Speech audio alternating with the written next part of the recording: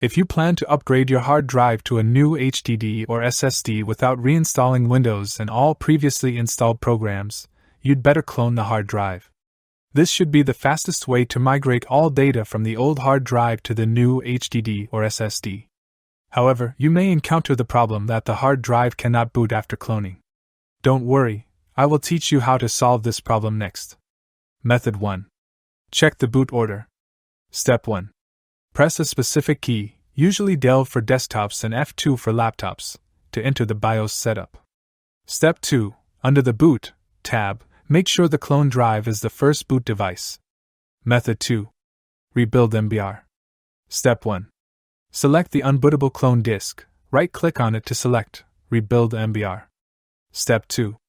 Select the appropriate MBR type for your operating system. Step 3. Click Apply on the toolbar to submit the operation. If the cloned hard drive cannot boot after rebuilding the MBR, you can try another function, Startup Repair, to fix the system startup problem. If your computer can boot normally but has some boot problems. Step 1. Launch AOMEI Partition Assistant. In the main interface, click the Recovery tab and select Startup Repair. Step 2. The Startup Repair tool will pop up. Please click Next to start scanning the system's startup items. Step 3. After the scan is completed, the scan results will be displayed: system path, system version, and startup status. All reparable startup items can be selected. Step 4.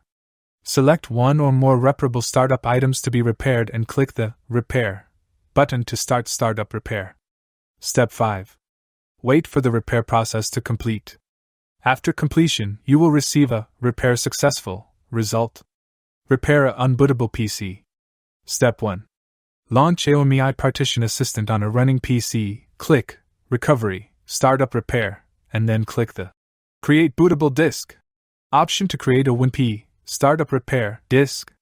Step 2. Boot the PC that cannot boot into Windows.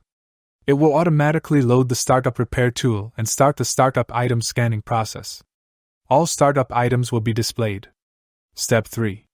Select the reparable boot item you want to repair and click the Repair button to start repairing. Step 4. After the repair is successful, you can remove the bootable disk and boot your PC from the original system drive. Thank you for watching here. See you in the next 2 videos. If you have any questions, please leave a comment or send us an email.